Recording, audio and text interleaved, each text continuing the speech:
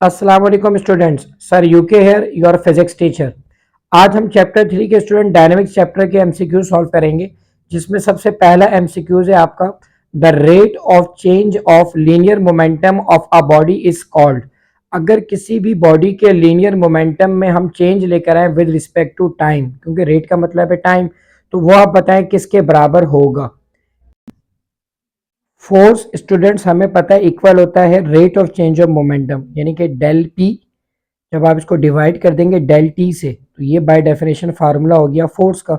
इसमें स्टूडेंट जो ये आप एफ देख रहे हैं, एफ एक्चुअली क्या होता है आपके पास लीनियर फोर्स। तो ये मैं लिखकर आपको बता देता हूँ, लीनियर फोर्स। तो अब अगर आप इस हिसाब से देखें, जो आपके पास चार ऑप्शंस हैं, इसमें ऑप्शन ए जो है आपका linear force, that will be your right answer.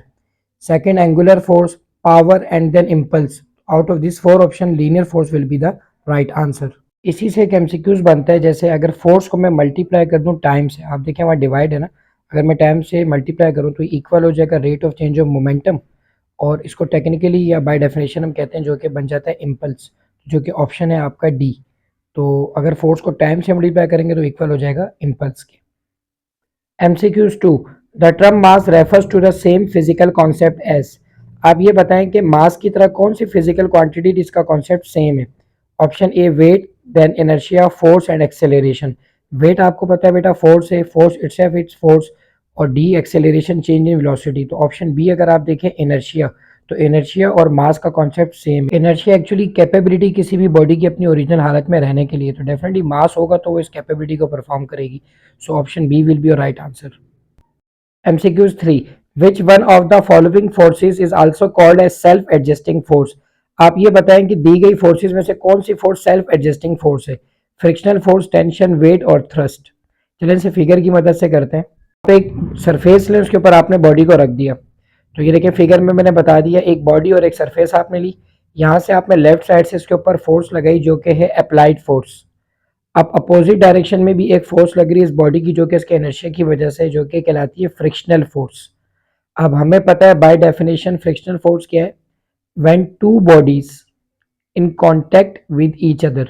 यानी कि जिस तरह आप देखें सरफेस है और ये बॉडी उसके ऊपर रखी है, जब दो बॉडी कांटेक्ट के अंदर आएंगी तो वो फ्रिक्शनल फोर्स होगी।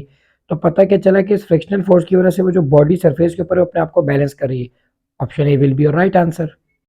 अगर स्टूडेंट हम बाकी ऑप्शन पर जाएं, टेंशन जिस तरह आपके पास मौजूद है बी, तो टेंशन के अगर कोई भी बॉडी हो और अपवर्ड डायरेक्शन में उसके ऊपर फोर्स लग रही है वो टेंशन है। क्यों? क्योंकि डाउनवर्ड वेट है, तो वेट का रिएक्शन क्या होता है, टेंशन। तो यहाँ पर तो ऐसी कोई बात नहीं हो रही, तो ऑप्शन बी कभी भी नहीं हो सकता। तो ऑप्शन सी पे अगर आप देखें तो वेट तो इटसेल्फ वही है। ऑप्शन डी क्या है, thrust.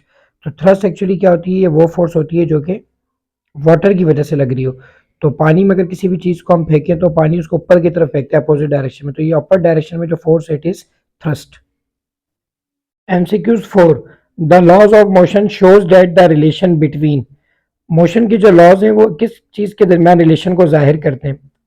Velocity and acceleration, mass and velocity, mass and acceleration, force and acceleration. तो इन चारों में से कौन सा ऑप्शन ठीक होगा, इसको समझने के लिए बेटा न्यूटन लॉज की तरफ हम जाएंगे। तो न्यूटन का first law, second law and third law. अच्छा अब बेटा फर्स्ट लॉ के ऊपर हम जाते हैं। तो फर्स्ट लॉ कहता है कि अगर हम किसी भी बॉडी के ऊपर फोर्स लगाएं, तो कोई भी बॉडी अगर रेस्ट के अंदर है तो वो रेस्ट में ही रहेगी जब तक हम उसके ऊपर फोर्स ना लगाएं, और मोशन में तो मोशन में रहेगी। जैसे बाहर से अगर हम फोर्स लगा रहे हैं एक्सटर्नल फोर्स, तो जैसे मैं एक्सटर्नल फोर्स लगाऊंगा उसके ऊपर जो कि अनबैलेंस्ड होगी, तो अनबैलेंस एक्सटर्नल फोर्स की वजह से क्या होगा, वो बॉडी जो रेस्ट के अंदर है वो किसके अंदर आ जाएगी, मोशन के अंदर। और अगर वो मोशन में तो वो रुक जाएगी। तो ये फर्स्ट लॉ है। Second law, F equal to M है, ये बड़ा फेमस है बेटा, फोर्स इक्वल टू होता है मास और एक्सेलरेशन का प्रोडक्ट। थर्ड लॉ क्या है, एक्शन का क्या होगा बेटा, रिएक्शन, जो कि equal in magnitude but opposite in direction होगा। अब अगर हम देखें एक साइड से आपने बॉडी पे फोर्स लगाई, अपोजिट डायरेक्शन में उसका रिएक्शन आया, तो क्या होगा, बॉडी मूव करेगी। अब देखिए इसमें होता क्या है कि आप फोर्स और एक्सेलरेशन के बारे में बता रहे हैं तीनों लॉस के अंदर mostly. So option D will be your right answer. MCQs 5 students. The motion of rocket in space is according to the law of conservation of energy, linear momentum, mass, angular momentum। Space के अंदर बेटा rocket का जो motion होता है वो किस law को कंजर्व करते हैं, कि किस लॉ ऑफ कंजर्वेशन को प्रूव कर रहा है। तो इसके लिए बेटा आपको कॉन्सेप्ट पता होना चाहिए कि जब कभी भी कोई रॉकेट अपवर्ड डायरेक्शन के अंदर मूव करेगा स्पेस के अंदर, तो बैकवर्ड डायरेक्शन में उसके अंदर से क्या एग्जॉस्ट होंगी, गैसेस। अब इन गैसेस के एग्जॉस्ट की वजह से जो कि बैकवर्ड डायरेक्शन में, बैकवर्ड डायरेक्शन के अंदर एक मोमेंटम पैदा होता है जो कि फॉरवर्ड डायरेक्शन वाले मोमेंटम को क्या करता है, बैलेंस करता है।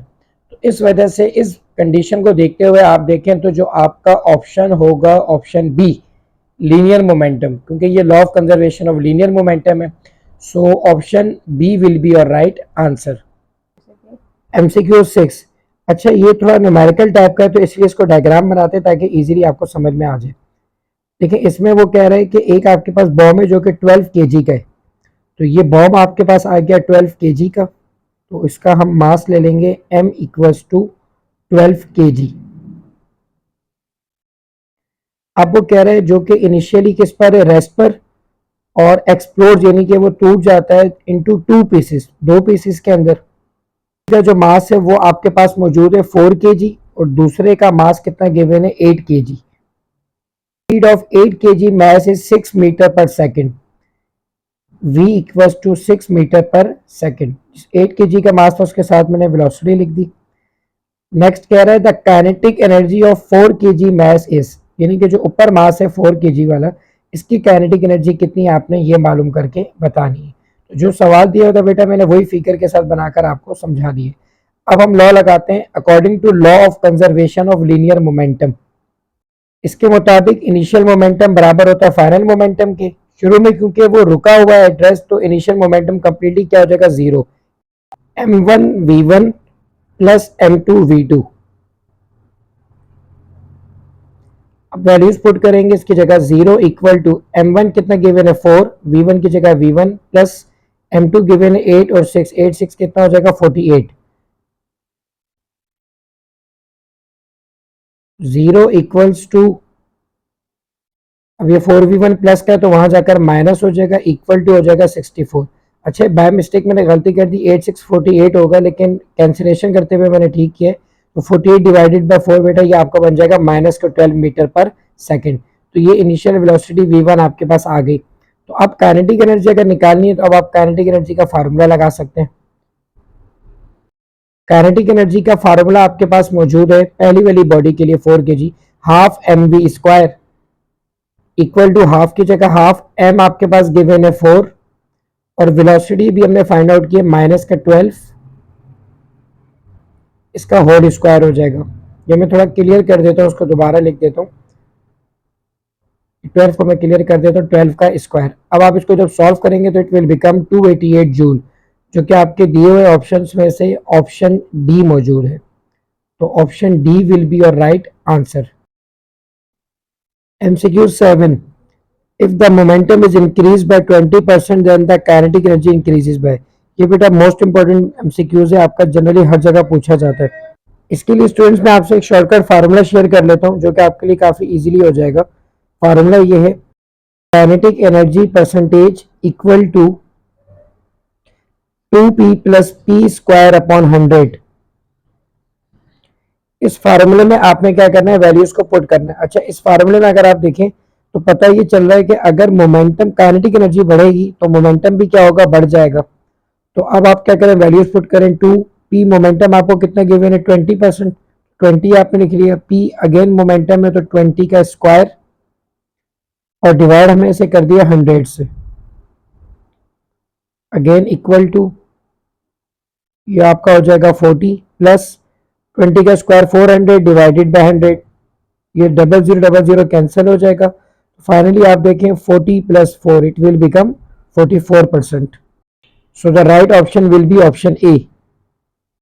MCQ 8, काइनेटिक एनर्जी बॉडी की जिसका मास 2 kg हो, कह रहा है अगर मोमेंटम 2 न्यूटन सेकंड हो तो क्या होगा।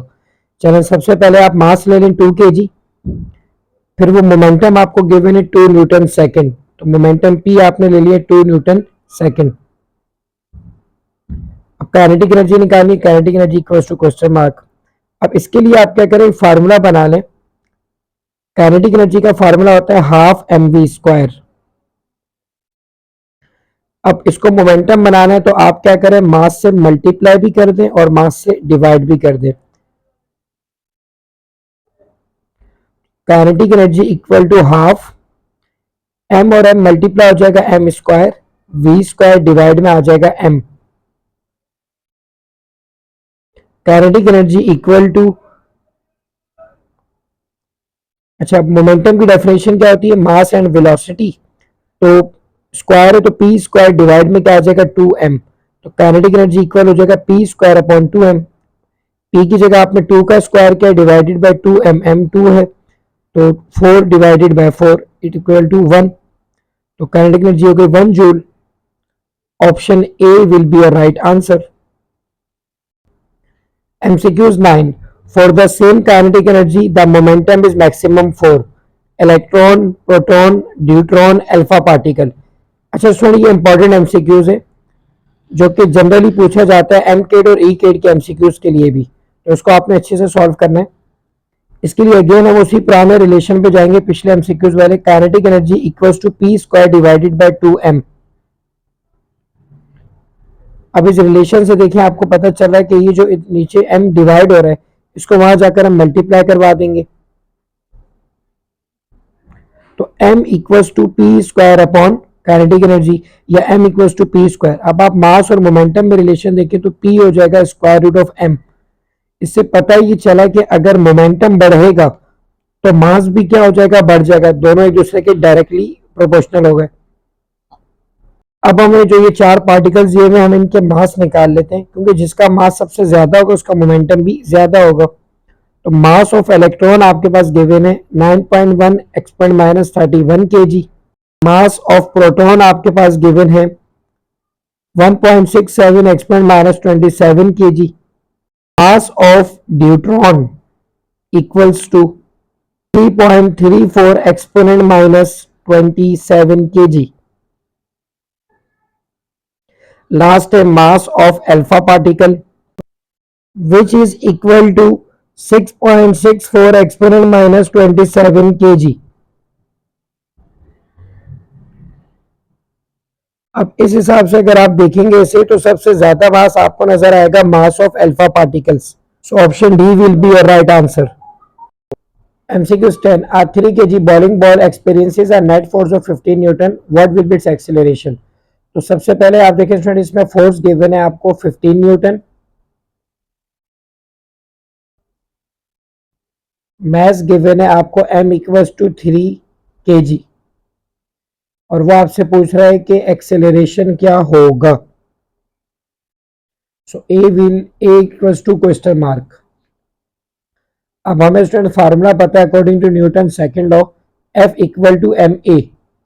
अगर आपने ए फाइंड आउट करना है तो m मल्टीप्लायर है वहां जाकर डिवाइड हो जाएगा F divided by m। F given है आपको 15, m की वैल्यू है 3, कैंसल आउट करेंगे तो एक्सेलरेशन की वैल्यू आ जाएगी 5। So acceleration will be 5 metre per second square. Option C will be a right answer. इस वीडियो को स्टूडेंट्स अपने मैक्सिमम फ्रेंड्स के साथ शेयर करें ताकि उन सबको फायदा हो सके, और एट द एंड इसे वीडियो को लाइक करें, सब्सक्राइब करें और मैक्सिमम शेयर करें। नेक्स्ट वीडियो तक अपना ख्याल रखिएगा। अल्लाह हाफिज़।